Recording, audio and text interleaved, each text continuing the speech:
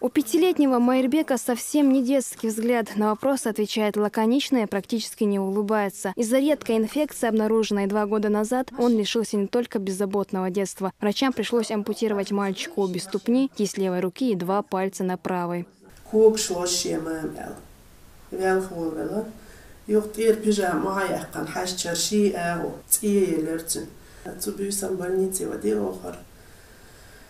И там он в ту же ночь в кому впал. И на 8-е сутки уже Москва.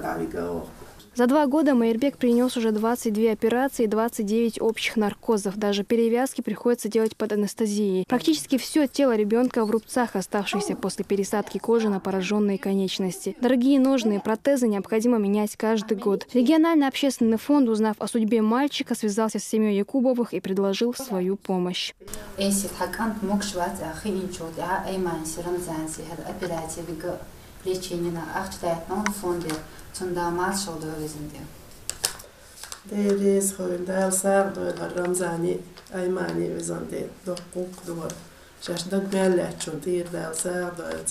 В будущем Майырбек мечтает стать полицейским, а сейчас нужно готовиться к очередному курсу лечения. После новогодних праздников его будут ждать в Санкт-Петербургской клинике имени Альхберта. Дагмара Сайдулаева, Мария Манзорова и Хаважи Мунаев. Новости.